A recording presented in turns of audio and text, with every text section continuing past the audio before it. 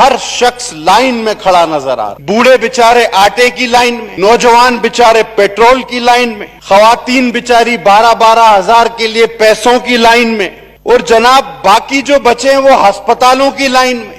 बुजुर्गों से रक्स करवाए जाते हैं सर, वीडियोस मौजूद है, 12,000 देकर कहते हैं रक्स करो, कभी देखे हैं 12,000? मैं कोरोना का जिक्र करूंगा या आपके पिछली हुकूमतों के रोने का जिक्र करूं? अब किसी तरह कोई बहाना करके ये कोरोना का भी जो है मसला आसिफ जरदारी और नवाज शरीफ पर डाल दीजिए खुदा के वास्ते, और बात को खत्म कर दीजिए। झूठ और मुनाफिकत को नया नाम दिया गया यूटर्न। सर मैं चिमगादड़ का जिक्र करूं, मेरा कश्मीर चला गया, या उसके बॉर्डर का जिक्र करूं? मैं क्या जिक्र करूं सदर पाकिस्तान की स्पीच पर? और आपके वजीर आला बुजदार साहब कहते हैं केडी मीटिंग, ये वजीर आला है, ये वही जहांगीर तरीन है जिसका अपना जहाज है। अब सर इंक्वायरी कौन करेगा? ये मफलूज ने, और फिर आप कहते हैं कि ये मुल्क चले, आओ मिलके चलाएं। बजट स्पीच, इज़हार तशक्कुर, ये हमेशा कुछ बहाने होते हैं बात करने के। हकीकत में तो पार्लियामेंटेरियंस इन चीजों की आड़ में हकायक पर बात करते हैं, मसाइल पर बात करते हैं। कोरोना पर एक लंबी बहस, हर आदमी ने अपने आदाद शुमार दिए। किसी ने कहा कि जी ये तो एक फ्लू है, हमारे वजीर सेहत ने, पाकिस्तान के जनाब इमरान खान नियाजी साहब ने कहा ये एक फ्लू है। वो वजीर कानून भी हैं, कानून भी जानते हैं। फिर उन्होंने कहा 1.5 आदमी मरेगा, लेकिन अब वो कहते हैं कि ये एक बड़ी संगीन बीमारी है और खुदा हम सबको इससे महफूज रखे। रोज बरोज इसके मरीजों की तादाद बढ़ती जा रही है।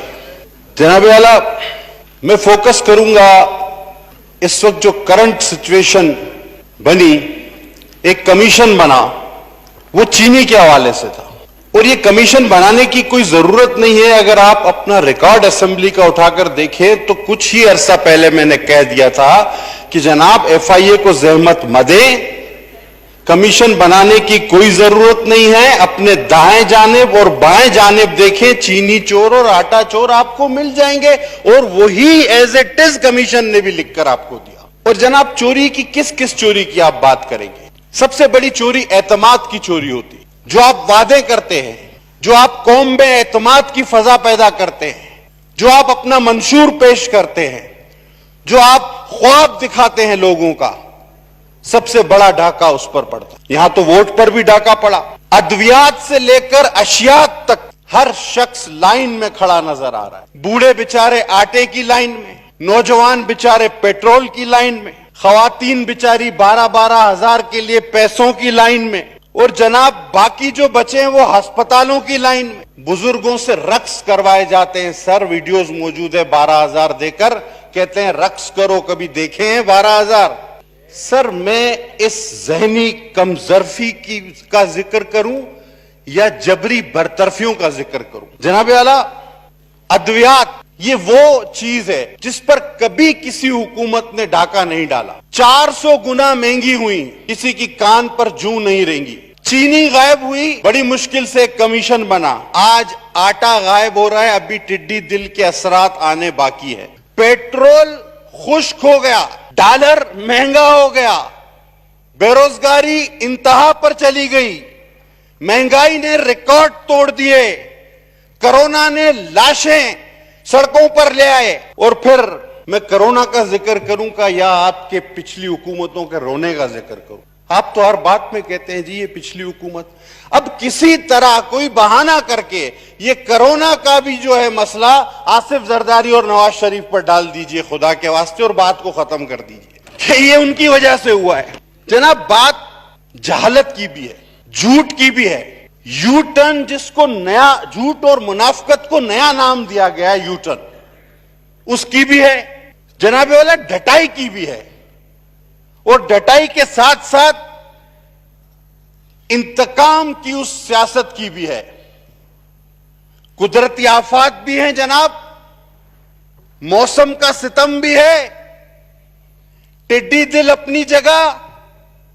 आज आपने कल अखबार में पढ़ा होगा कि बड़ी बड़ी चिमगादड़ों ने हमला कर दिया, यही रह गया था बाकी।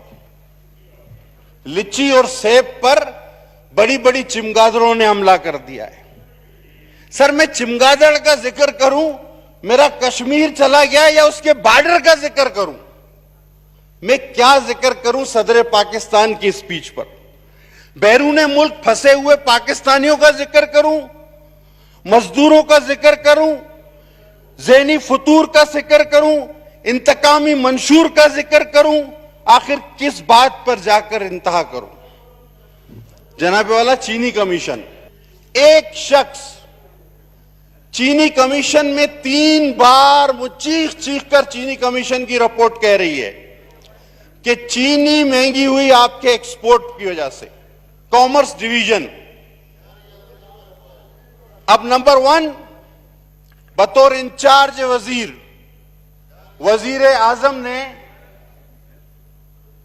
एक इजाजत दी कि जी चीनी एक्सपोर्ट की जाए, वही है ना इंचार्ज वजीर। नंबर 2 उन्हीं वजीर आजम ने बतौर वजीर आजम भी उसकी मंजूरी दी। नंबर 3 कैबिनेट में कैबिनेट के सरबराह की हैसियत से भी उसकी मंजूरी दी। तो ये पूरी रिपोर्ट एक आदमी को 3 बार मुल्जिम नामजद कर रही है और चीख चीख कर कह रही है, लेकिन कुछ भी नहीं हो रहा और मुझे पता है कुछ भी नहीं होगा, क्योंकि आपको स्केप गोट चाहिए।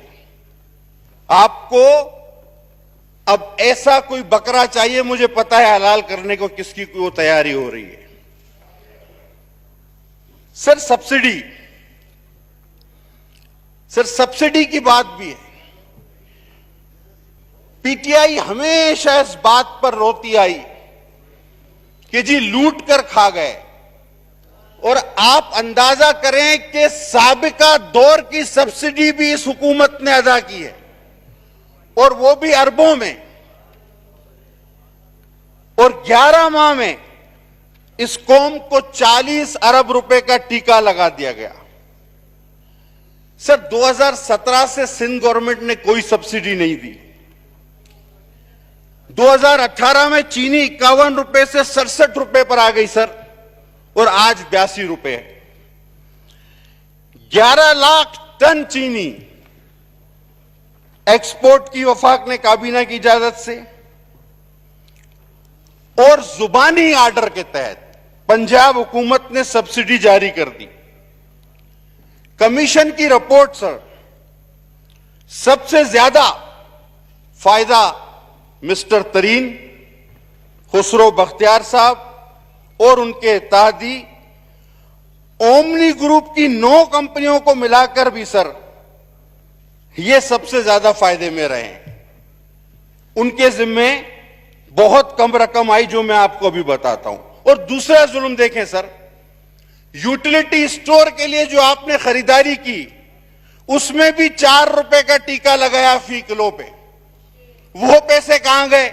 वो भी गरीबों के जेब से आपने निकाले। 76 रुपए की चीनी 80 और 82 रुपए में खरीदी, और तकरीबन लाखों अरबों रुपए का चूना आपने लगा दिया। अब सर हिस्सेदार देखें सब्सिडी में कौन कौन है।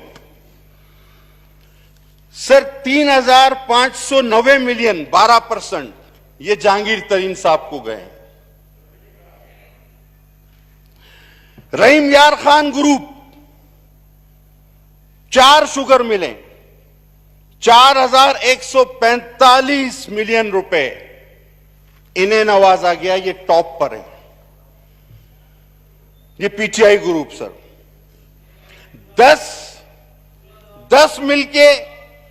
10 मिलों को 7,735 मिलियन रुपए दिए गए, और जनाब 2,324 मिलियन रुपए ओमनी ग्रुप के भी जिम्मे आए। मैं बिल्कुल इसका इकरार करूंगा, मैं किसी से मुंसलिक नहीं हूं, किसी के से नहीं डरता। और आपके वजीर आला बुजदार साहब कहते हैं, पहले तो उन्होंने कहा केडी मीटिंग, कौन सी सब्सिडी, ये वजीर आला है। फिर उसने कहा मुझे तो याद ही नहीं है। फिर उसको कहा गया जनाब ये मीटिंग आपने चेयर की थी और आपने ये सब्सिडी दी है। बोला जी ये हुआ कब है और कैसे हुआ है मुझे कुछ समझ नहीं आ रहा, सोच कर बताऊंगा। अब जिस मुल्क के सबसे बड़े सूबे के वजीर आला का यह हाल हो, तो मैं आपसे ही पूछूंगा सर कि किस सिमत जाइए और क्या कीजिए। और आखिरी में सर, वो जिस तरह एक फिल्मी कैरेक्टर था हमारे यहां, मेनू की खबर मेहता मालिया, वो सर ये मेहता मालिया वाला वहां काम तो ना करे ना। अरबों रुपए बांट दिए, लेकिन मेहता मालिया बहरहाल। और जनाब, उनके दिफा में 2 दहाइयों से अजियत का शिकार लोग चीखने फिर निकल आए, क्योंकि रिपोर्ट के मुताबिक पाकिस्तान के वजीर कानून, वजीर सेहत और वजीर आजम सीधा सीधा जेल जाना चाह रहे हैं और जाते हैं, लेकिन ले कौन जाए? अब सर इत्तेफाक यह हुआ